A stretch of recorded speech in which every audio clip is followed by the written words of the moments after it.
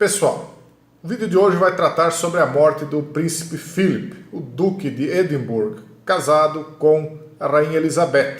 Na verdade, era casado, porque morreu hoje, ele tinha 99 anos, faria 100 em junho, e com certeza nós veremos agora toda a grande mídia globalista, ocidental, fazendo elogios, tecendo loas, idolatrando, o duque de Edimburgo recém-falecido.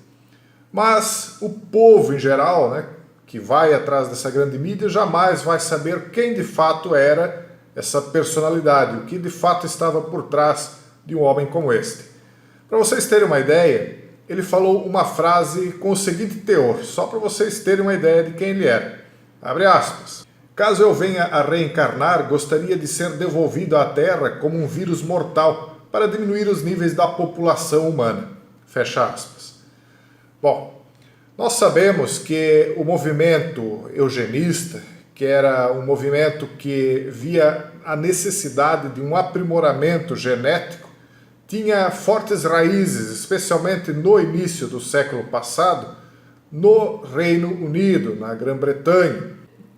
Nós vemos como, por exemplo, naquela época, a revolta dos boeres na África do Sul causou uma séria ameaça à hegemonia britânica naquele país, que controlava o ouro. E nós sabemos como tudo acabou, Foram criados campos de concentração, muitos boeres foram trancados lá dentro daqueles campos, alguns podem chamar de campos de prisioneiros, chamem do que quiserem, mas foram milhares os mortos dentro daqueles campos. Depois, mais de uma centena de africanos originários do país acabaram trancados lá também, com milhares deles acabando por falecer também. E o Winston Churchill, que foi idolatrado também por muitos como um herói de guerra, ele era um correspondente na África do Sul, na época desses campos de concentração. E os relatos dele praticamente não falavam nada a respeito dos campos, e quando falavam eram muito amenos, não demonstravam a brutalidade do que estava acontecendo lá por motivos lógicos, porque isso acaba virando um registro histórico.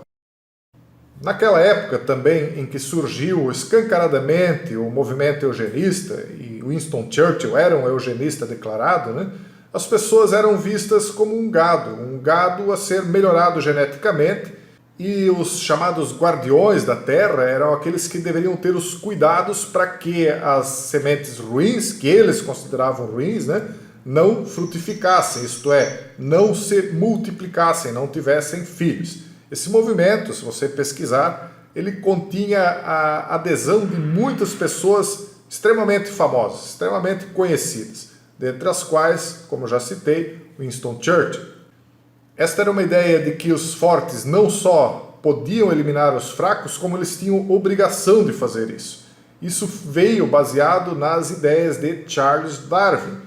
Mas a primeira conferência internacional sobre eugenia já veio muito antes, lá em 1912, e foi presidida pelo filho de Charles Darwin, o Major Leonard Darwin. Mas a ideia eugênica foi concebida muito antes ainda por Francis Galton, que era primo de Charles Darwin. Então, quando nós vemos aí figuras como Bertrand Russell, tão aclamado pela mídia até hoje ainda, ou então figuras como Arthur Balfour, as pessoas não têm ideia de que eles pensavam dessa maneira. E aí as pessoas não entendem por que é que certas coisas acontecem no mundo atualmente. Então eles tinham, por exemplo, esse cartaz que vocês vão ver na tela agora, que dizia assim, isso já dos anos 20, dizia: somente sementes saudáveis devem ser semeadas. Confira as sementes das doenças hereditárias e da inadequação por meio da eugenia.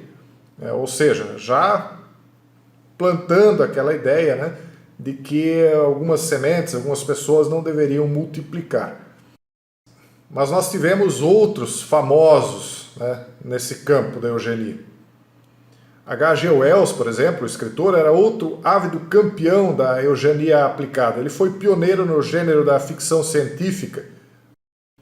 Através de ideias como de H.G. Wells, foram resgatadas cosmologias pagãs né, que convenceram as massas de coisas que de fato não existem, né, no qual nós nem entraremos aí no mérito porque não é o foco do assunto. Mas a questão de fato mesmo é que este tipo de gente, ele não por acaso busca este tipo de crença pagã lá nas origens da história humana. É porque de fato eles acreditam nesses mitos antigos, eles idolatram deuses antigos, eles idolatram, por exemplo, Osíris através do touro Apis, né, de Ptah. Esse tipo de loucura, né, aos nossos olhos, para eles é uma grande sabedoria. Eles geralmente são fundadores de grandes organizações de cunho ecológico porque valorizam muito mais a natureza do que as pessoas. Aliás, como eu sempre venho dizendo, eles preferem salvar uma planta do que certo tipo de pessoa que, para eles consideram inferiores, que não devem se multiplicar.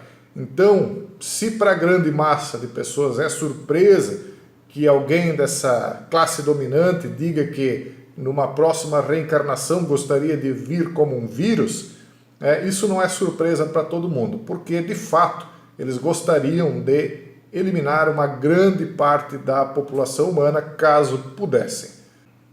E agora me parece muito adequado que justamente no período em que nós estamos passando, né, tenha acontecido aí também o passamento, né, desta para outra existência aí do Duque de Edimburgo, aquele que gostaria de ter sido um vírus durante justamente um período de pandemia mundial.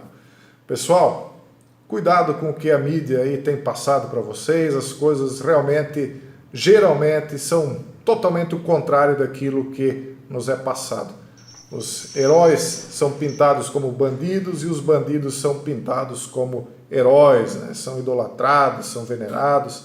Vocês vão ver aí tudo que a mídia vai fazer em cima desse acontecimento agora. Bom, o vídeo de hoje era rapidinho, era só sobre isso. Deixo um forte abraço a todos vocês e até o próximo vídeo, se Deus quiser.